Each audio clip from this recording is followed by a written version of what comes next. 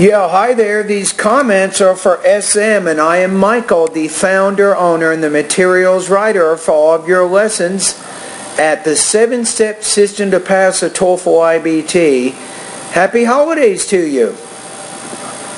Now, in your specific situation, let me get an update here. So originally, you said that your speaking was 25, but it's actually 22, right? So you need to improve your English so you can work as a licensed physical therapy assistant. So you need to get 21 reading, 18 listening, 26 speaking, 24 reading, right? And you want to focus a lot, it looks like, in the speaking and the writing areas of my course. You say, I really apologize for late reply. My score is 22 in speaking. By mistake, I typed 25. I learned a lot from your video. I need lots of preparation in all sections, not only in speaking, but most importantly in the writing section. So I postponed my exam date from December 3rd, 2016 to February 1st, 2017. Honestly, I look forward to take the 90-day online TOEFL study guide. I have a few doubts. Can you help me with the following questions? Yes, I can help you.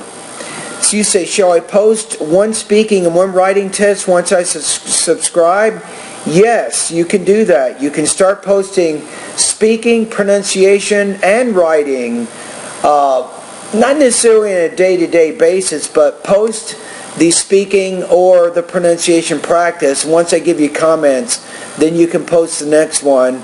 And the same thing goes for the writing, but technically my website does say you can post up to one speaking and one writing practice test on a day-to-day basis.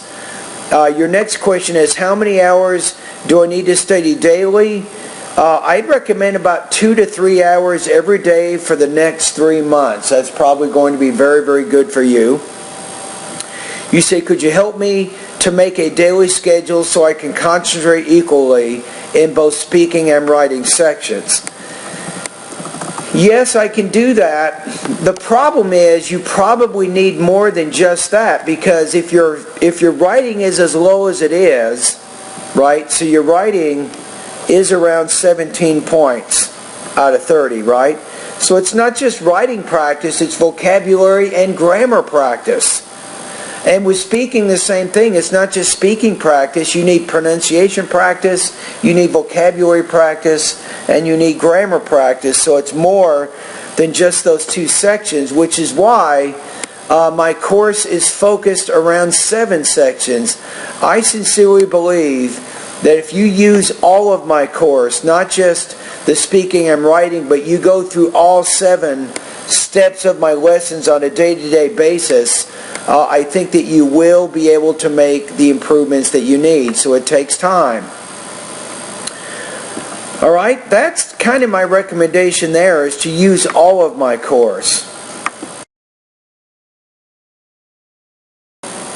Alright, let's see if we can figure out a plan that's going to help you reach your goals. So what I'm going to do is, I'm not going to recommend the specific 90-day plan that I have. I'm going to try to give you some suggestions on how you can use my course. Now remember that once you become one of my students, you will have complete unlimited access to all 700 of my vocabulary, pronunciation, grammar, listening, reading, speaking, and writing lessons. So you can use my course however you want.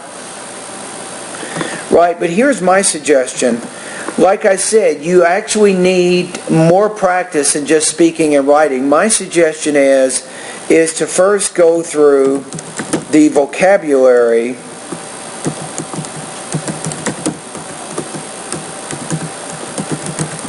pronunciation, and the grammar lessons first. I would do those first. That's probably the most important thing that you can do. So what you can do each day right now is do a vocabulary, then a pronunciation, then a grammar lesson. Once you've done that, go back to a vocabulary, then pronunciation, then grammar, until you finish all 3 of those sections. So each day you're focusing on those 3 areas.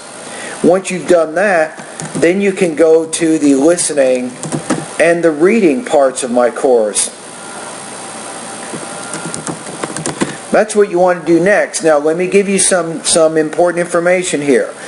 Now remember, in the listening part of my course, I have 40 listening practice tests. I have 70 speed reading practice tests. The most important thing in the reading is you're trying to work on improving your reading speed. That's what you're trying to do. But let me give you some suggestions. So as you go through these listening and reading lessons, you should work on your note-taking, because note-taking obviously is very important for the speaking and writing parts of the TOEFL exam.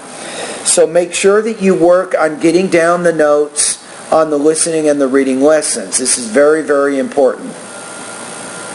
Now once you've done that, you can use your notes, of course, to answer the comprehension questions in the listening and the reading practice test. So you can use your notes to do that. But then, secondly, I want you to use your notes to write a summary of the listening and the reading passages that you're practicing. I'm not going to say you have to do every single practice test, but your goal is to write 3 250-word summaries each week based on your notes on the listening and the reading passages in these 2 sections of my course. In addition to writing about this information, you should also be speaking about it, in which case I recommend maybe 3 to 5 oral summaries each week.